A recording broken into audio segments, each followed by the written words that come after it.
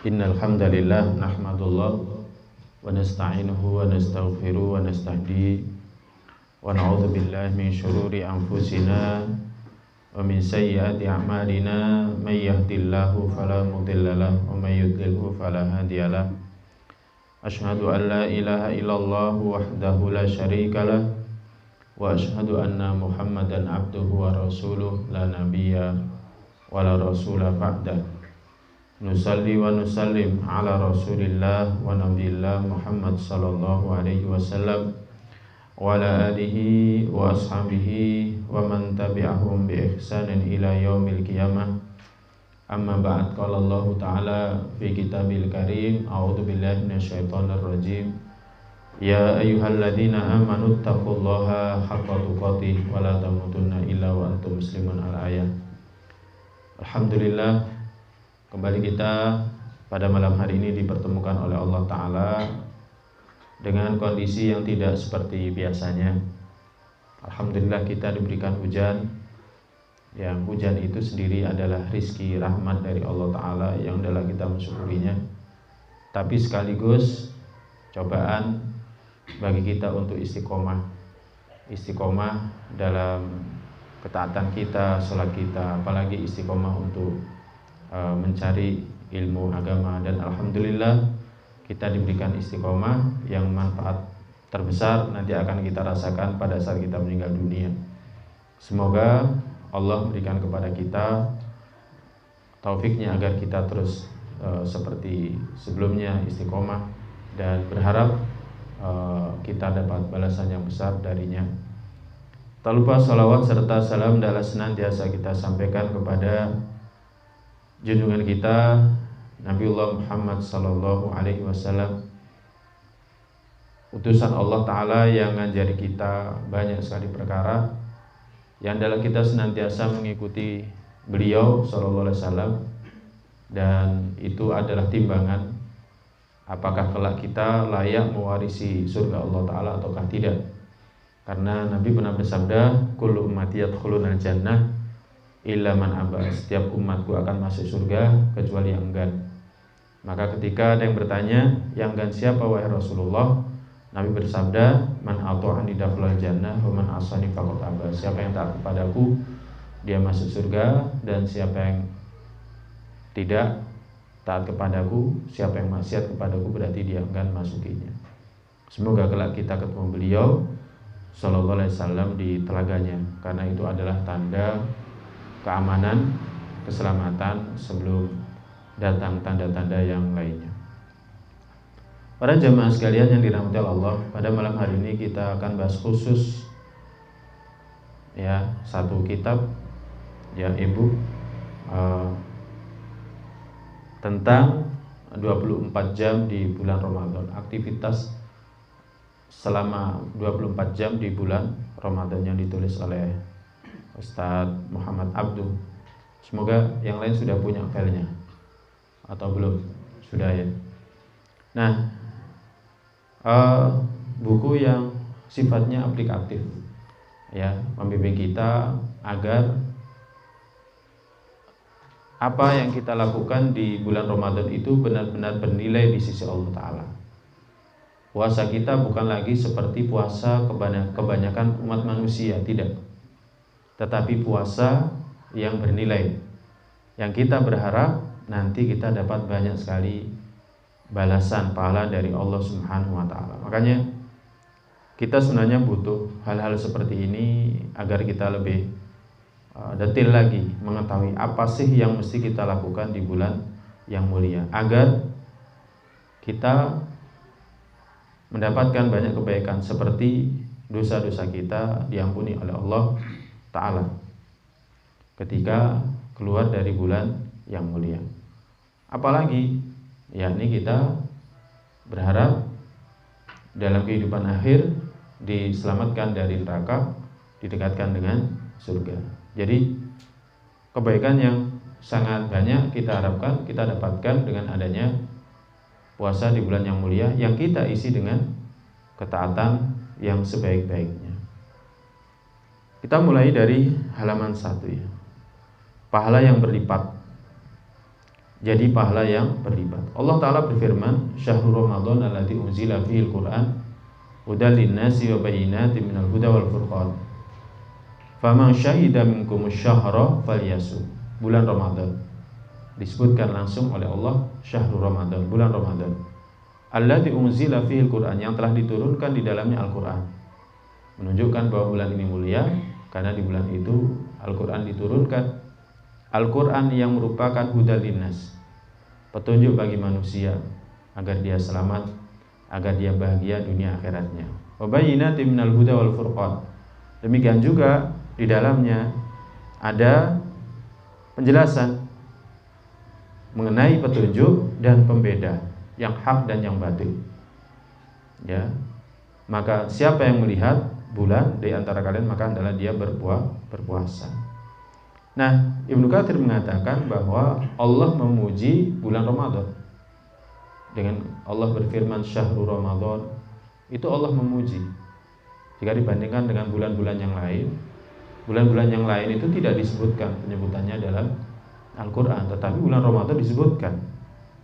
Nah, demikian juga di bulan tersebut Allah pilih sebagai waktu turunnya Al-Quran. Mungkin kita bertanya, bukankah Al-Quran itu turun secara bertahap?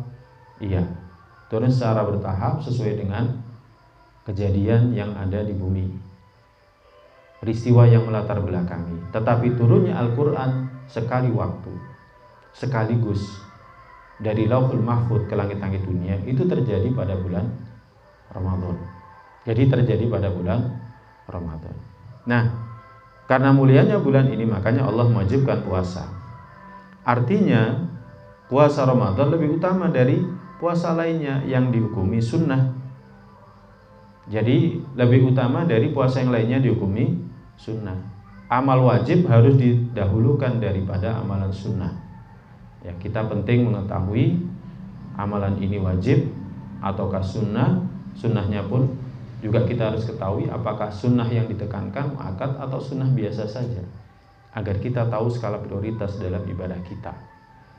Ibnu Taimiyah rahimahullah ta'ala mengatakan, wajibat taqarrub bil faraid qabla nawafil. Wajib taqarrub, mendekat kepada Allah dengan ibadah-ibadah yang wajib sebelum yang sunnah. Ya, dengan yang wajib sebelum yang sunnah. Jadi yang diprioritaskan adalah wajib dulu. Seperti ketika kita datang ke masjid, kemudian sholat wajib ditegakkan, nggak boleh kita sholat sunnah. Nabi SAW pernah mengingkari ada seorang sahabat yang seperti itu, padahal sudah ditegakkan iqomah. Maka Nabi SAW berkata, apakah ada dua sholat? Ya, jadi diingkari oleh Nabi SAW. Wa taqarrub bin nawafil innama yakunu taqarruban idza fu'ilatil faraid. Ibadah sunnah itu dikatakan taqarrub kalau yang wajib sudah dikerjakan. Jadi ibadah sunnah dikatakan taqarrub kalau yang wajib sudah dikerjakan.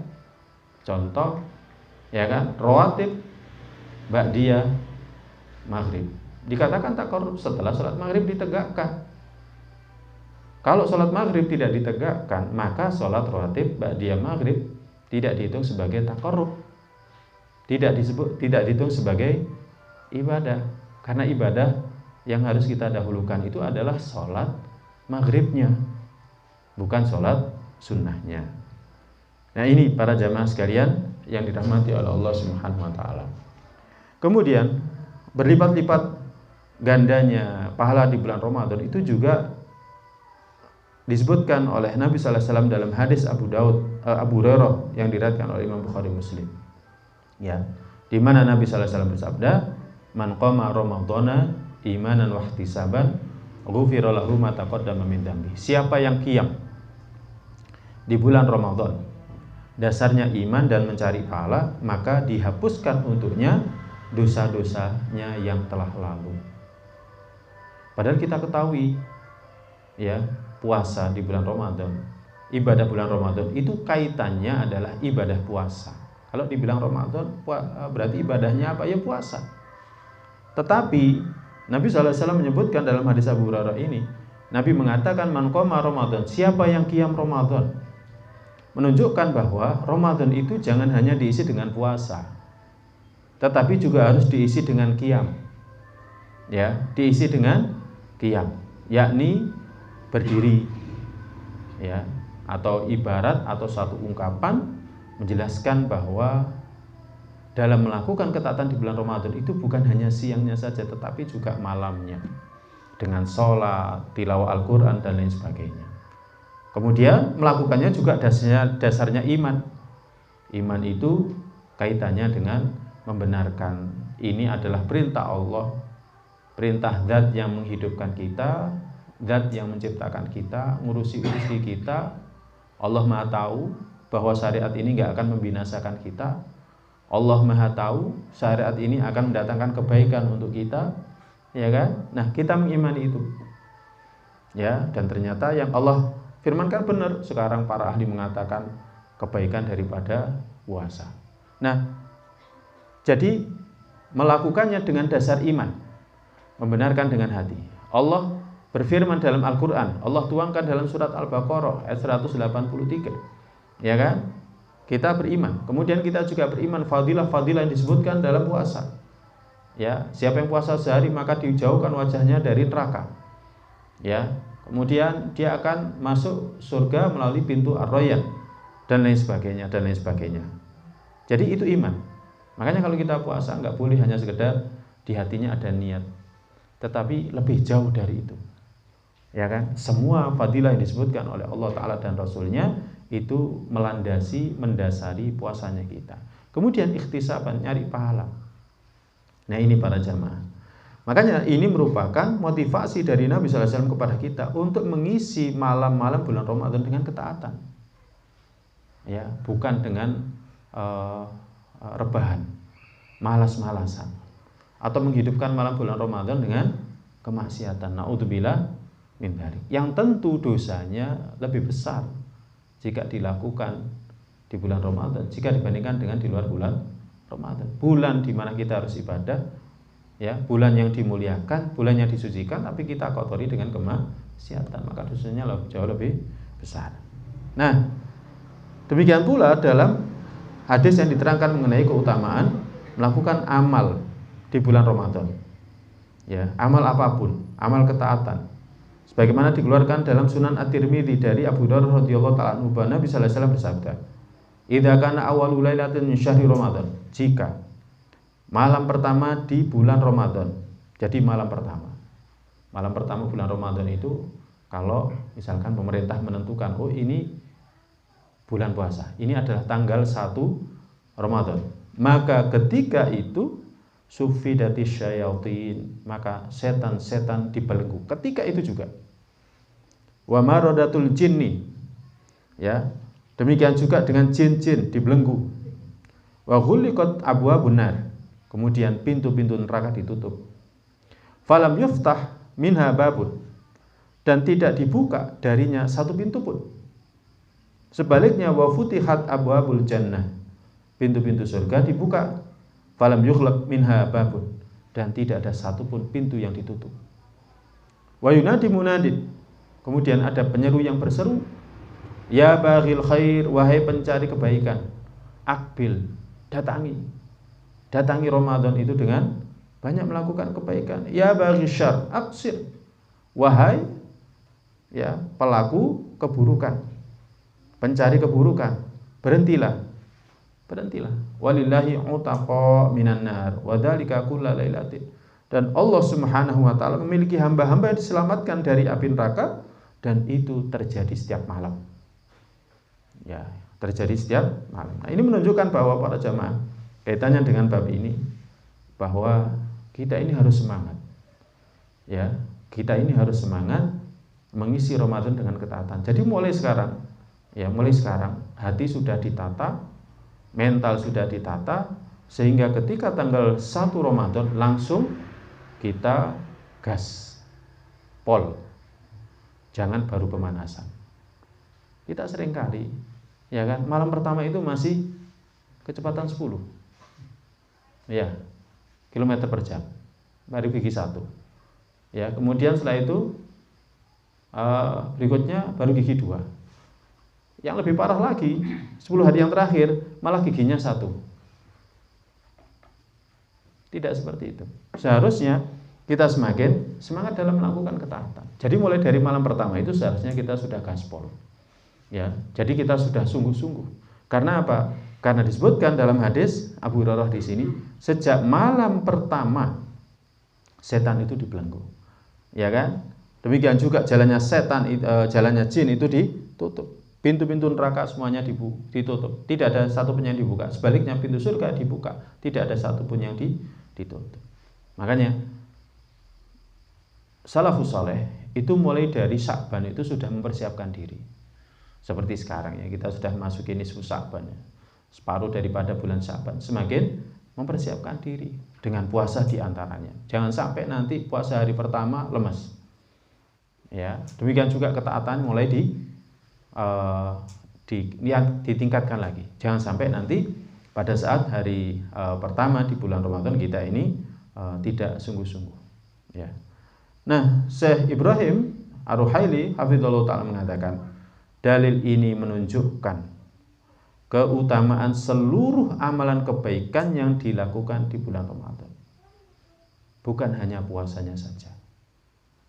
Bukan hanya puasanya saja, tetapi semua ketaatan yang dilakukan di bulan Ramadan, sholat sunnahnya, ya kan? Kemudian sedekahnya, kemudian tilawah Al-Qur'annya, kemudian zikir wiridnya, zikir pagi petang, semuanya utama. Semua utama. Ya, lebih-lebih lagi amalan qiyam Ramadan, tarawih. Ya, tarawih itu sangat utama. Setelah puasa tentunya. Siangnya puasa, malamnya qiyam Ramadan tarawih. Maka kalau kita tahu hal seperti ini, tarawih itu terus semangat. Jangan sampai kendor. Jadi sampai malam terakhir itu harus semangat. Bahkan semakin ke akhir seharusnya tarawihnya semakin lama. Seperti Nabi SAW dan para sahabat. Ya kan, malam 23 Nabi SAW sholat sampai akhir sepertiga malam yang pertama. Kemudian malam ke-24 tidak keluar, malam ke-25 keluar sampai tengah malam. Kemudian Nabi, para sahabat tidak puas, wahai Rasulullah, sekiranya Anda terus melaksanakan, meneruskan sholat. Karena para sahabat kalau sholat dengan Nabi itu menyenangkan, nikmat. Maka kemudian Nabi SAW bersabda, ya, man qama ma'al imami hatta yang syarifah kutiba lahu qiyamul lailah kama qala. Siapa yang qiyam bersama dengan imam sampai selesai, maka dicatatkan untuknya sholat semalam suntuk.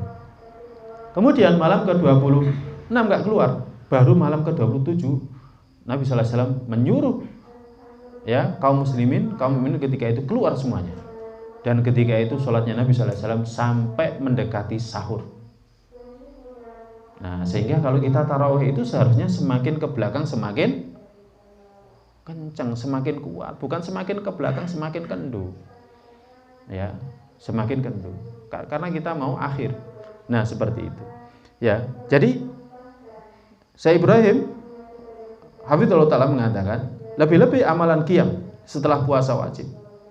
Ya, sebagaimana keterangan yang telah lewat mengenai keutamaan qiyam Ramadan. Ibnu Rajab Al-Hambali mengatakan, sebagaimana pahala amalan puasa akan berlipat-lipat dibandingkan amalan lainnya, maka puasa di bulan Ramadan lebih berlipat pahalanya dibanding puasa di bulan lainnya. Ya, sebagaimana pahala amalan puasa akan berlipat-lipat dibanding amalan lainnya, maka puasa di bulan Ramadan lebih berlipat pahalanya dibanding puasa di bulan lainnya. Ya, karena dia wajib. Mungkin kita melihat keutamaan puasa Arafah tanggal 9 Dzulhijjah, menghapuskan dosa 2 tahun, setahun yang lalu dan setahun yang akan datang. Tapi tetap tidak dia bisa mengalahkan Ramadan, karena Ramadan itu wajib. Ya, ini semua bisa terjadi karena mulianya bulan Ramadan. Dan puasa yang dilakukan adalah puasa yang diwajibkan oleh Allah. Allah pun menjadikan puasa di bulan Ramadan sebagai bagian dari rukun Islam. Nah ini, jadi intinya amalan yang kita lakukan di bulan Ramadan di waktu yang mulia, maka pahalanya berlipat-lipat. Kalau kita sedekah, misalkan kita sebagai seorang kepala rumah tangga, sedekah itu kan yang paling utama kepada keluarga, ya. Sedekah yang paling utama kepada keluarga. Nabi menyebutkan 1 dirham, engkau berikan kepada keluargamu 1 dirham, kepada fakir miskin 1 dirham fisabilillah, maka yang paling besar pahalanya 1 dirham untuk keluarga. Nah, ketika kita memberikan untuk keluarga kita makan, minum, ayo ini untuk puasa, ini untuk sahur, ini untuk buka, pahalanya berlipat jika dibandingkan kita memberikannya ketika di luar bulan puasa. Ya, jadi seperti itu. Makanya banyak juga wanita-wanita, ya wanita-wanita mukminah yang iri, enak ya, kepala rumah tangga suami tiap hari sedekah kepada anak istri. Ya, tapi walaupun demikian, seorang wanita juga dapat pahala yang besar dengan dia menjaga rumahnya, menjaga anak-anak suaminya, membantu mendidik anak-anak suaminya di atas kebaikan yang tentu pahalanya tidak akan kurang jika dibandingkan dengan dia tidak melakukannya demikian. Para jamaah, kita lanjutkan 40 amalan 24 jam di bulan Ramadan. Yang pertama adalah aktivitas ketika sahur. Sebenarnya sahur ini bukan hanya sekedar kaitannya dengan makan sahur saja, enggak. Banyak yang bisa kita lakukan yang insya Allah di sana berpahala. Pertama, halaman 9. Bangun tidur untuk makan sahur dengan segera zikir, wudu, salat. Dengan melakukan seperti ini akan lepas dari 3 ikatan setan ketika tidur. Ini disebutkan hadisnya. Ya, intinya anak cucu Adam itu, kita ini kalau tidur itu pasti setan akan mengikat kita dengan 3 ikatan. Ya, aqidah syaitanu ala qafiyati ra'si ahadikum. Setan akan mengikat, ya kan, di atas tengkuk kepala seseorang dari kalian idza huwa nama thalatha uqal. Kalau dia tidur dengan 3 ikatan. Jadi diikat di tengkuk kita sini. Ya. Yadribu kulla 'uqdatin 'alaika lailun tawilun farqud. Ya, dia mengikat setiap ikatan. Kemudian dia berkata, malam masih panjang, tidurlah. Malam masih panjang, tidurlah. Kan kita seperti itu ya. Karena kalau kita bangun jam 3, oh cek suwe turu maneng gitu kan. Jam 2 apalagi, oh cek suwe turu maneng. Apalagi jam 1, cek suwe turu maneng. Misalkan sudah bangun jam 3:30, sebentar lagi sahur, cek suwe turu maneng. Nanti kalau masakannya sudah mateng baru, "Mi, masakannya mateng." Iya, lagi tangi. Ya. Padahal di sana ada kebaikan yang kita bisa mengaisnya ya. Ada kebaikan yang kita bisa mengaisnya. Nah, ketika kita bangun mengingat Allah dengan mengatakan alhamdulillah alladzi ahyana ba'da ma amatana, atau alhamdulillahilladzi afani ya wa radda alayya ruhi. Ya, segala puji bagi Allah yang telah memberikan kepadaku kesehatan, mengembalikan ruhku dan mengizinkan aku untuk mengingatnya, wa adina li bi dzikri. Maka ketika itu 1 ikatan lepas. Kemudian ketika kita wudu, 1 ikatan lagi lepas. Kemudian ketika kita sholat, maka 1 ikatan lagi akan lepas. 3 ikatan itu akan lepas, ya kan? Nah, ketika itu kalau kita bangun kondisinya seperti itu, insya Allah Ta'ala pagi harinya kita dalam keadaan yang semangat, gak malas. Memang benar para jamaah, kalau kita sudah terbiasa bangun subuh, kemudian suatu ketika karena ada apa gitu karipan, ya kan, gak enak betul. Jadi gak enak. Kalau sudah terbiasa bangun sebelum sholat subuh atau pas subuh, kemudian jamaah di masjid, kemudian suatu ketika karipan karena kelelahan, karena apa dan lain sebagainya, gak enak, gak semangat, malas, bawaannya itu malas sampai siang malas, pada subuh dilanjut tidur, kemudian nanti setelah itu malas. Beda kalau misalkan kita bangun sebelum subuh, ya, kemudian wudhu, kemudian menegakkan sholat subuh berjamaah. Kemudian yang kedua, halaman 10, melakukan sholat tahajud walaupun hanya 2 atau 4 rakaat. Jadi bukan berarti ketika kita sudah sholat tarawih itu nggak perlu sholat malam. Kalau kita mau melaksanakan nggak jadi masalah, ya kan? Tapi asalnya kalau kita sholat tarawih dengan imam seperti yang tadi kita sampaikan, siapa yang sholat bersama dengan imam, ya, man sholla ma'al imami hatta yang shorifa, siapa yang sholat bersama dengan imam sampai selesai maka dicatatkan untuknya sholat semalam suntuk. Jadi walaupun sholat kita tarawih itu yang paling banter jam berapa sih selesai? Jam 8 ya, setengah 9 itu sudah kelamaan, ya, setengah 9 dengan kultumnya kelamaan, ya, jam 8 sudah lama. Nah, kalau kita melakukannya bersama imam itu dicatat sholat semalam suntuk. Jadi sholat semalam suntuk itu kita dihitung tetap sholat sampai sahur. Kita dihitung tetap sholat sampai sahur. Tapi walaupun seperti itu bukan berarti kita nggak boleh lagi sholat. Boleh.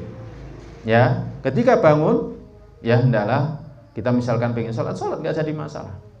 Nggak apa-apa, nggak ada larangan. Mau sholat 2 rakaat, mau sholat 4 rakaat, lalu menutup dengan sholat witir jika malamnya belum witir. Tapi ya yang dianjurkan jangan witir malam sendiri. Kenapa? Kehilangan fadilah tadi. Fadilahnya apa? Sholat semalam suntuk. Makanya kalau misalkan kita sholat tarawih ya bersama dengan imam sudah sampai selesai, ya sampai selesai.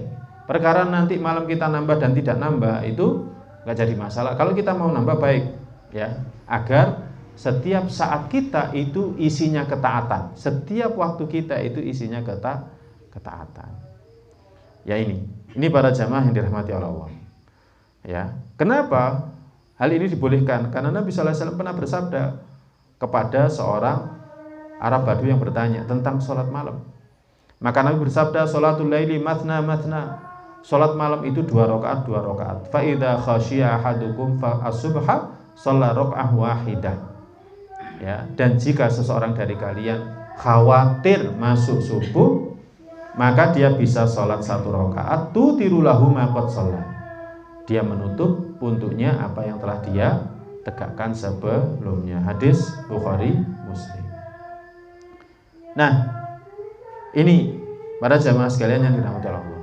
Jadi menunjukkan bahwa sholat malam itu nggak ada batasnya. Tapi memang dalam hadis Aisyah disebutkan Nabi itu tidak pernah sholat di bulan Ramadan dan di luar bulan Ramadan lebih dari 11 rakaat. Tetapi hadis itu bukan batasan.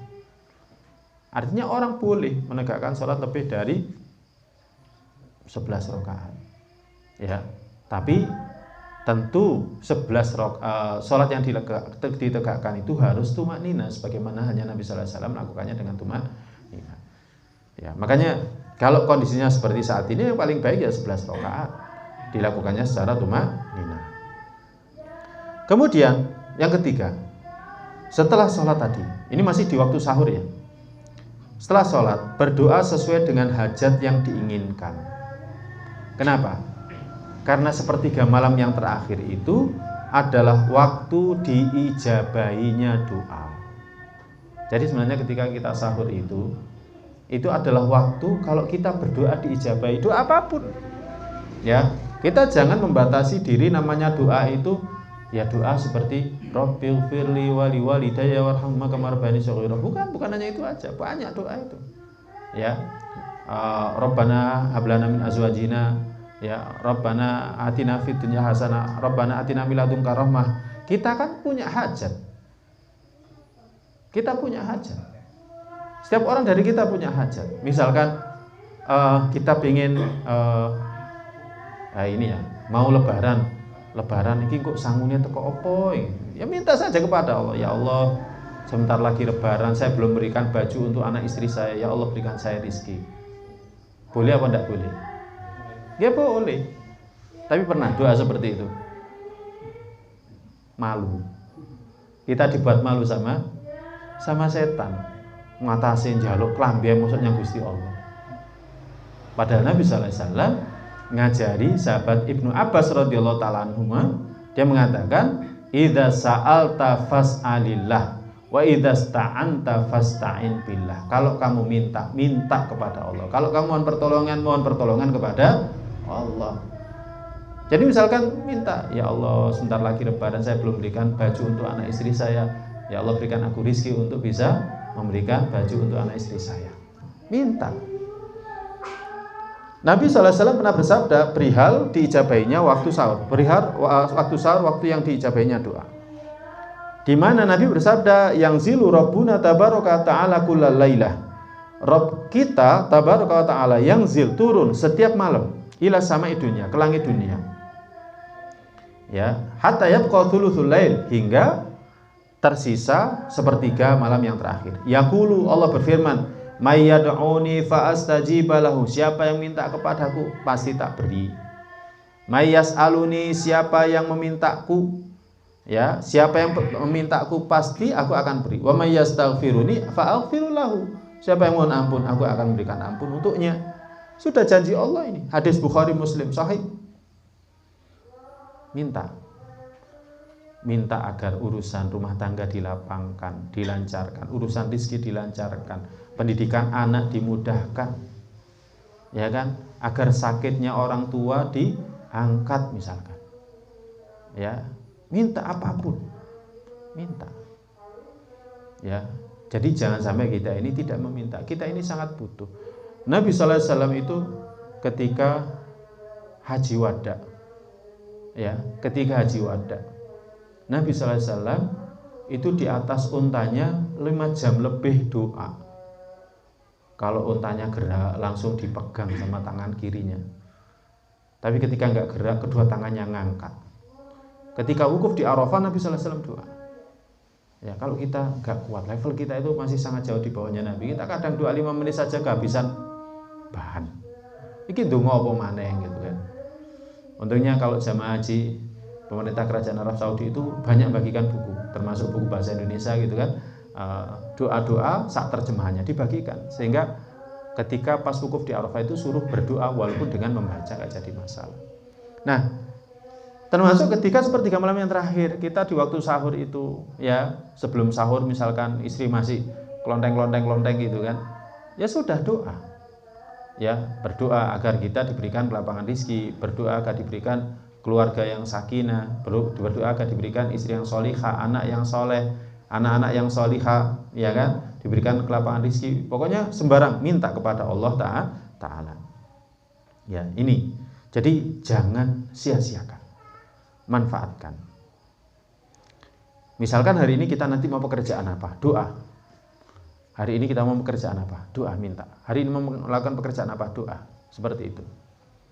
Yang keempat, melakukan persiapan untuk makan sahur lalu menyantapnya. Ya, ingatlah bahwa dalam makan sahur terdapat keberkahan. Nabi sallallahu alaihi wasallam bersabda, "Tasahharu fa inna fis sahuri barokah." Sahurlah oleh kalian karena dalam sahur itu ada keberkahan. Kita disuruh sahur. Jangan sampai enggak sahur. Ya, jadi jangan sampai enggak sahur. Dalam sahur ada keberkahan. Muttafaq alaih Bukhari Muslim.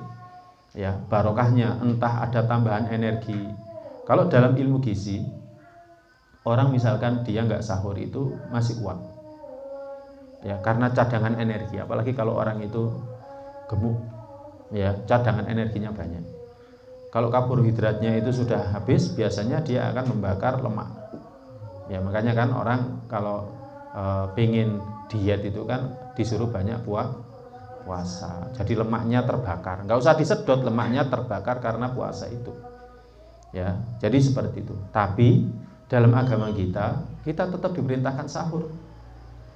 Ya, dalam agama kita nggak diajari rohbaniyah, kerahiban. Ya, hidup menjauh dari dunia, nggak makan, nggak minum dan lain sebagainya.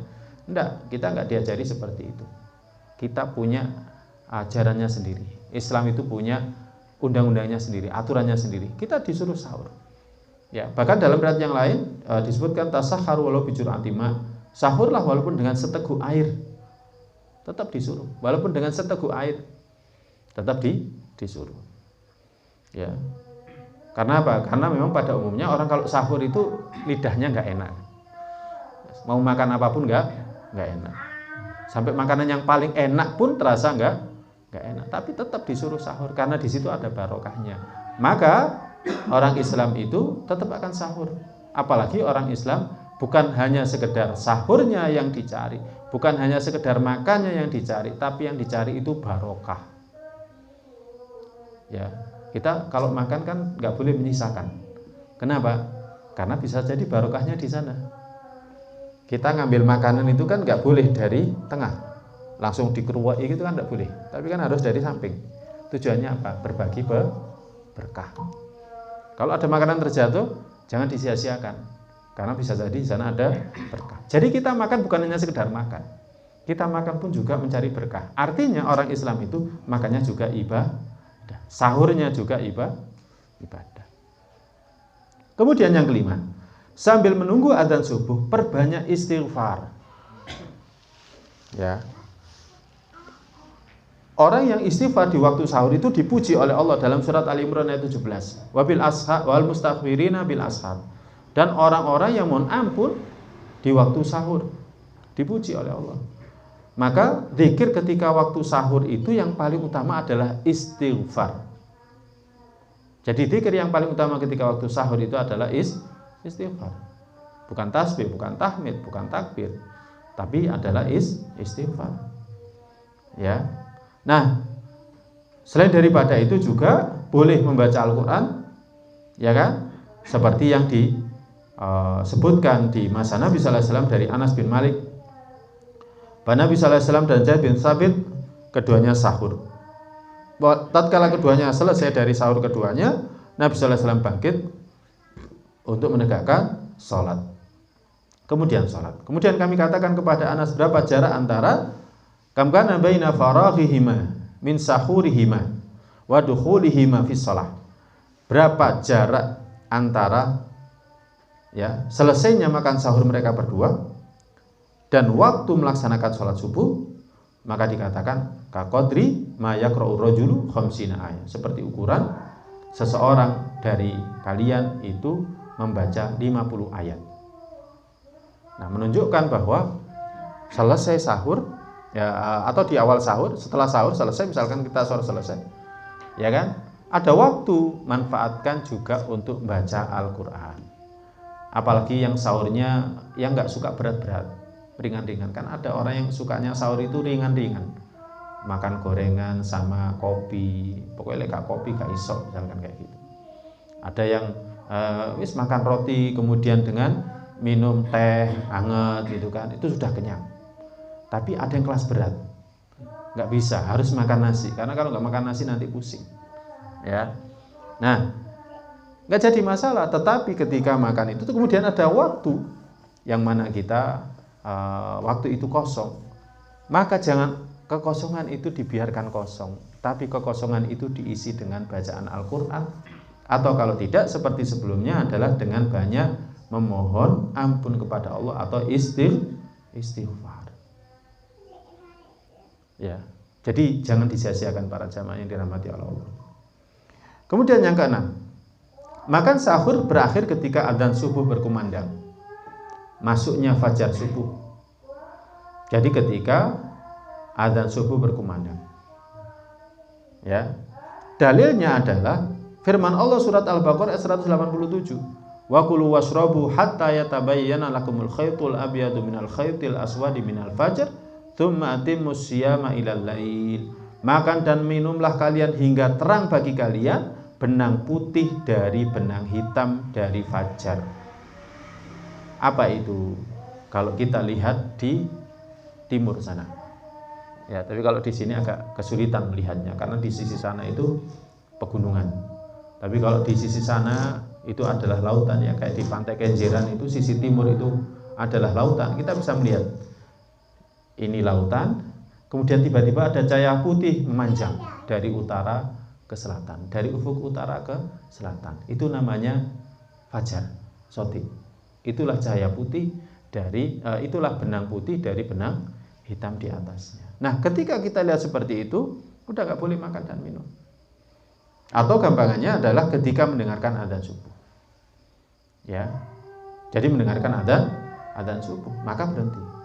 Tapi ketika masih, kalau istilahnya orang Indonesia itu apa? Tarhim, ya. Justru tarhim itu masih kita boleh memanfaatkan itu untuk sekedar minum, makan makanan ringan, masih boleh. Ya, masih boleh. Ini para jamaah, justru jangan kita menahan diri dari makan dan minum ketika itu. Dalam Al-Majmu' Imam Nawawi mengatakan, kami katakan bahwa jika fajar terbit sedangkan makanan masih ada di mulut, maka hendaklah dimuntahkan dan ia boleh teruskan puasanya. Jika ia tetap menelannya padahal ia yakin telah masuk fajar, maka batallah puasanya. Batal puasanya. Wih, wis subuh tak mangan ae wis. Nah, itu berarti batal. Oh, alhamdulillah batal. Berarti seharian saya boleh makan, tetap enggak boleh. Ya, tetap tidak boleh. Contoh misalkan nanti di awal Ramadan. Ya, di awal Ramadan. Kita tidak tahu pengumuman. Kita tidak tahu pengumuman kalau hari itu adalah hari puasa. Hari itu adalah hari puasa. Yang kita tahu apa? Belum puasa. Akhirnya kita makan minum. Kemudian dapat informasi jam 10. Kemarin sudah ada informasi dari pemerintah ini sudah masuk 1 Ramadan. Iya tak? Oh ya sudah. Maka sejak saat itu dia nggak boleh makan dan minum sampai terbenamnya matahari. Tapi tidak terhitung puasa. Jadi tidak terhitung puasa. Tetap harus mengqadha puasanya. Nah ini. Jadi para jamaah, permasalahan ini sama sekali tidak ada perselisihan pendapat di antara para ulama. Ya, dalil dalam masalah ini adalah hadisnya Ibnu Umar dan Aisyah. Nabi sallallahu alaihi wasallam pernah bersabda, sesungguhnya Bilal itu mengumandangkan azan di malam hari. Fakulu washrabu hatta yu'adzina Ibnu Ummi Maktum. Makan dan minumlah kalian sampai Ibnu Ummi Maktum itu azan. Jadi Nabi sallallahu alaihi wasallam itu punya muadzin 2. Ya, satunya Bilal, azan ketika fajar kadhib, ya. Yang sholat agar berhenti dari sholatnya, yang tidur agar bangun untuk siap-siap sahur, ya kan? Kemudian nanti kalau Ibnu Maktum memandangkan adzan, berarti waktu untuk sahur selesai. Kemudian yang ketujuh, bagi yang berada dalam keadaan junub, maka segera mandi. Masih dibolehkan masuk waktu subuh dalam keadaan junub dan tetap berpuasa. Jadi belum mandi, karena apa tadi mendahulukan sahur. Jadi belum mandi, kemudian mendahulukan sahur, ternyata setelah sahur selesai adzan subuh. Ya, padahal belum mandi, masih dalam kondisi junub, boleh. Ya. Jadi diperbolehkan, tetapi harus segera mandi junub, kemudian menegakkan salat subuh secara berjamaah. Demikian juga masih boleh masuk waktu subuh dalam keadaan belum mandi suci dari haid. Misalkan ibu-ibu, ya kan, sucinya malam. Ya, misalkan sucinya malam.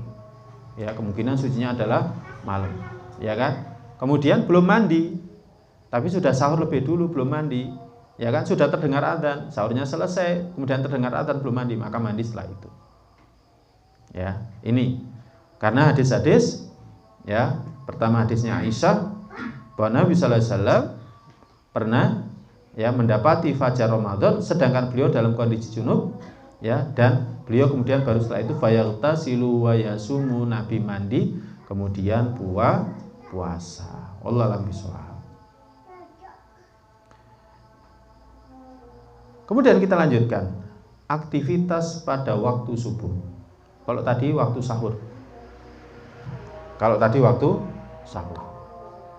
Apa aktivitas yang bisa kita lakukan ketika subuh agar kita juga dapat pahala? Ketika mendengar adzan subuh disunnahkan melakukan 5 amalan. Pertama, mengucapkan seperti apa yang diucapkan oleh muadzin. Karena apa? Muadzin itu kebaikannya banyak. Kenapa? Karena dia senantiasa memandangkan adzan, ngajak orang sholat, kemudian meninggikan kalimat tauhid. Ketika mengatakan asyhadu alla ilaha illallah, itu kan meninggikan kalimat tauhid. Asyhadu anna Muhammadar Rasulullah, ya kan? Kemudian ngajak orang sholat. Maka agar kita dapat kebaikan sebagaimana halnya muadzin dapat kebaikan, maka hendaklah mengucapkan apa yang diucapkan oleh muadzin. Kemudian yang kedua, bersolawat kepada Nabi sallallahu alaihi wasallam setelah mendengarkan azan. Allahumma shalli ala Muhammad ya, kemudian dilanjutkan atau dengan sholawat Ibrahimiyah, ya, kemudian baru setelah sholawat itu berdoa Allahumma Rabba hadhihi da'wati tammah wassalatil qa'imah ati Muhammadanil wasilata wal fadilah wab'athu maqaman mahmudanil ladzi wa'adtah, ya, seperti itu. Atau baca asyhadu alla ilaha illallah wahdah la syarikalah wa anna Muhammadan abduhu wa rasuluh raditu billahi rabba wa bi Muhammadin rasulah wa bil islami dina. Baru setelah itu memanjatkan doa antara adzan dan iqamah, ya. Nah, dalilnya ini dalam hadis Muslim, ya. Dalam hadis Muslim, kalau kalian mendengarkan muadzin, maka katakan faqulu mithla ma yaqulu, katakan seperti yang muadzin katakan. Tsumma sholli alayya, kemudian salawatlah kalian kepadaku. Ya, itu perintahnya Nabi sallallahu alaihi wasallam. Nah, yang gak kalah penting para jamaah yang dirahmati Allah, ini dalil-dalilnya bisa dilihat. Yakni yang ke-9 melaksanakan sholat sunnah fajar atau sholat sunnah rawatib qobliyah subuh, halaman 22. Ini penting, biasakan. Kenapa? Karena Allah sudah membiasakan kita dengan bangun di waktu sahur. Sebenarnya syariat puasa Ramadan itu tanpa kita sadari mengajarkan kita bangun di waktu sahur, waktu yang sangat utama, sepertiga malam yang terakhir. Kita bisa ngisinya dengan istighfar, dengan baca Al-Quran, dengan doa. Nah, kemudian tanpa disadari ketika kita bangun di waktu sahur, kemudian kita mendengarkan seruan adzan, kemudian kita mau melakukan sholat berjamaah subuh, yang fadilahnya sholat jamaah subuh itu seperti sholat semalam suntuk. Jadi sholat jamaah subuh itu fadilahnya seperti sholat semalam suntuk, ya. Nah, ada fadilah yang lainnya di sana, yakni kalau kita sebelum sholat subuh itu melaksanakan sholat sunnah fajar sebanyak 2 rakaat. Ya, kita diajari bangun sebelum adzan, kemudian adzan pergi ke masjid, kemudian jangan lupa untuk senantiasa menegakkan sholat sunnah fajar. Nabi kita sallallahu alaihi wasallam benar-benar perhatian dalam sholat sunnah fajar. Bahkan sholat sunnah yang tidak pernah ditinggalkan Nabi ketika safar ataupun ketika tidak safar, itu ya ini. Ada 2 sholat yang Nabi sallallahu alaihi wasallam senantiasa kerjakan ketika safar dan ketika hadir, yakni sholat witir dan sholat rawatib qobliyah subuh. Aisyah menceritakan lam yakunin Nabi sallallahu alaihi wasallam ala syai'in minan nawafil asyadda ta'ahudan. Nabi sallallahu alaihi wasallam itu tidak pernah memperhatikan sholat sunnah yang lebih banyak perhatiannya ala rakaatil fajri, kepada 2 rakaat fajar. Berarti perhatiannya Nabi sallallahu alaihi wasallam kepada sholat sunnah 2 rakaat fajar itu besar. Makanya kita pun harus perhatian. Wong Nabi kita sallallahu alaihi wasallam perhatian, kita seharusnya juga perhatian. Hadis Bukhari Muslim. Nah, keutamaan sholat ini apa? Lebih baik dari dunia beserta isinya. Aisyah meriwayatkan Nabi bersabda, rakaatul fajr khairum minad dunya wa ma fiha. 2 rakaat fajar itu lebih baik dari dunia beserta isinya. Hadis Muslim. Seolah-olah kita gini para jamaah, kalau kita paham ini, kemudian kita sholat sunnah fajar, kita paham bahwa sholat sunnah fajar itu lebih baik dari dunia beserta isinya. Nanti kita mau cari dunia itu gak usah ngoyo. Kenapa? Karena kita sudah menggenggam dunia dengan 2 rakaat fajar. Gak usah ngoyo. Kalau gitu gak usah kerja, ya enggak, keliru. Artinya kita ini sudah mendapatkan yang lebih baik dari dunia beserta isinya. Ya ini apa? 2 rakaat fajar itu.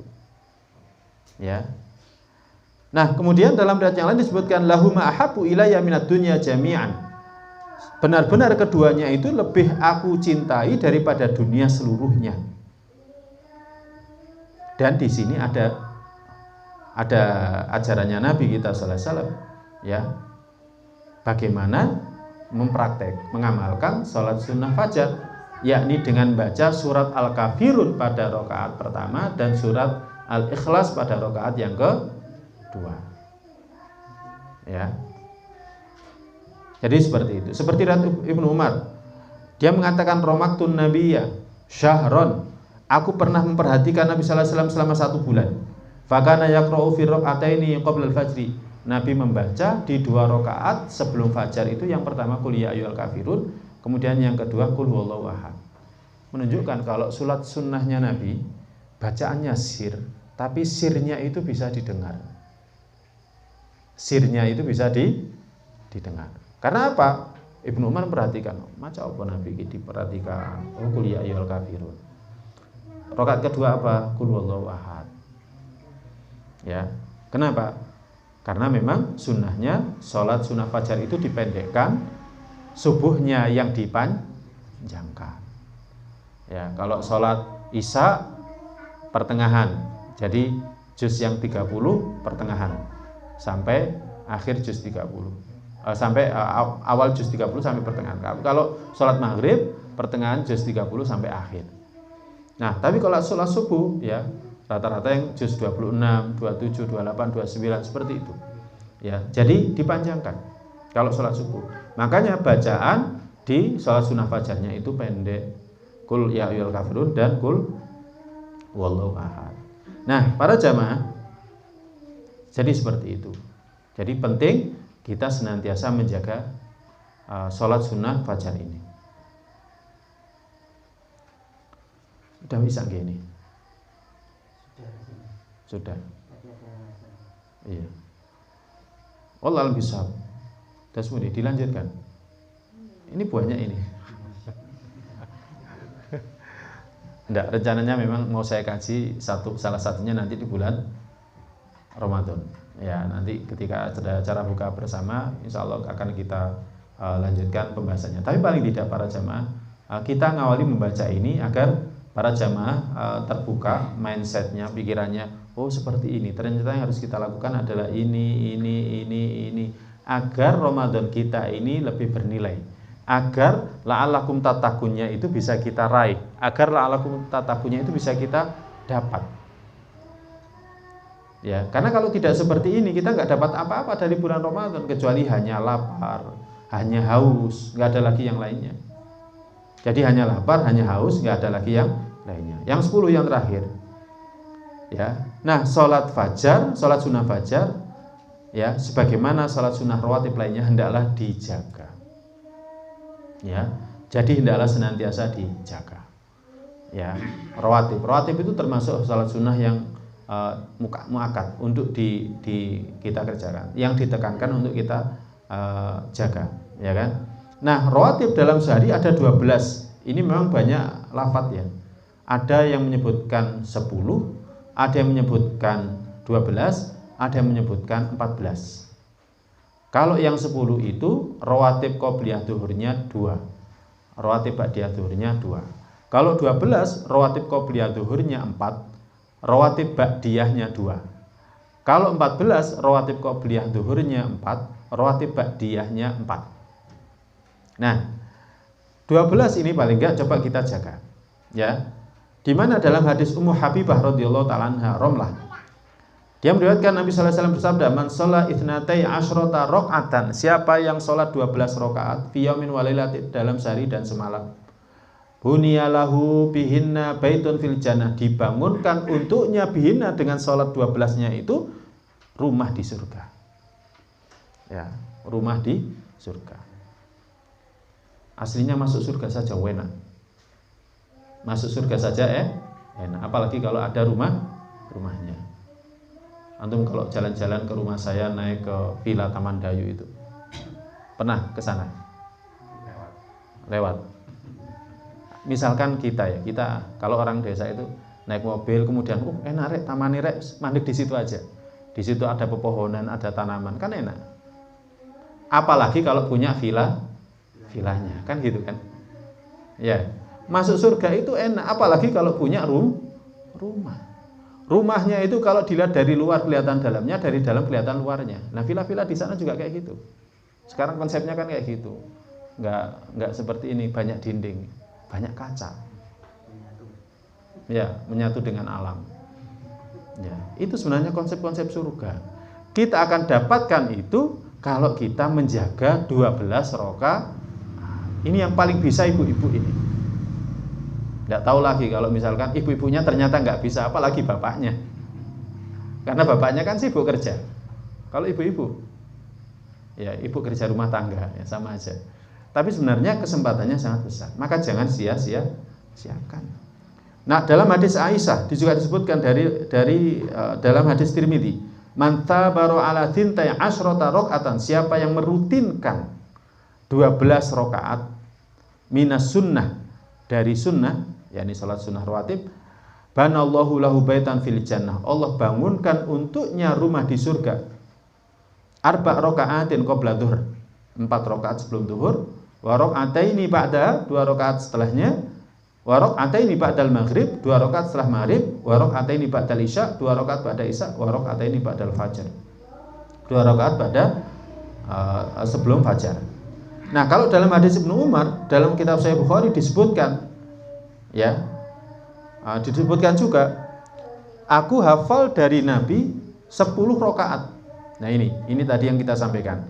10 rakaat, 2 rakaat sebelum zuhur, 2 rakaat setelahnya, 2 rakaat setelah maghrib di rumahnya, 2 rakaat ba'da isya di rumahnya, dan 2 rakaat sebelum sholat subuh. Rawatib ba'diyah maghrib, rawatib ba'diyah isya itu sunahnya di rumah. Ya, kalau dalam riwayat yang lain termasuk rawatib qobliyah subuh, sunahnya di rumah. Tapi bagi orang yang rumahnya dekat, ya, karena kalau rumahnya jauh, ya daripada dia kehilangan takbiratul ihram, alangkah baiknya dia datang sebelum itu. Kemudian rawatib qobliyah subuh di masjid. Nah, kalau ba'diyah, ya kan, disunahkan di rumah. Ya, jadi seperti itu. Wallahu a'lam bishawab. Mungkin ini yang bisa kita kaji pada pertemuan kali ini. Ada yang mau ditanyakan dari yang sudah kita sampaikan? Insyaallah taala tidak apa-apa, kita akan lanjutkan pembahasannya ya yang nomor 11. Terus nanti kita lihat ya, sambil kita tekankan, karena apa? Amaliyah ini sejatinya itu bukan hanya di bulan Ramadan, tetapi kita berlatih melakukannya di bulan Ramadan. Makanya para ulama menyebutkan Ramadan itu ibarat sekolah. Ya, sekolah yang di sana kita ini dididik dan dilatih menjadi orang yang bertakwa. Ini kan perilakunya orang bertakwa semua ini. Sehingga ketika bulan Ramadan, keluar bulan Ramadan, kita tetap menjadi orang yang bertakwa. Jangan sampai nanti kita keluar dari bulan Ramadan tidak menjadi orang bertakwa lagi, padahal sudah dilatih selama 1 bulan. Ya, seolah-olah pelatihannya itu muspro. Muspro itu apa? Sia-sia, nggak ada manfaatnya. Jadi seperti itu. Oke, wallahu a'lam bishawab. Ada yang mau ditanyakan barangkali? Atau nggak ada? Cukup nggih? Cukup aja wis. Nanti aja diskusi setelah salat Isya sambil ramah tamah. Baik. Mungkin ini yang bisa kita kaji pada pertemuan kali ini. Semoga ada manfaatnya. Selebihnya monggo dibaca. Semoga mendatangkan ilmu yang bermanfaat untuk kita semuanya. Allahumma inna nas'aluka ilman nafi'an wa rizqan thayyiban wa amalan mutaqabbala. Allahumma a'inna ala dzikrika wa syukrika wa husni ibadatik. Allahumma qina adzabaka yauma tab'atu ibadaka. Kita akhiri dengan doa penutup majelis. Subhanakallahumma bihamdika asyhadu an la ilaha illa anta astaghfiruka wa atubu ilaik. Assalamualaikum warahmatullahi wabarakatuh.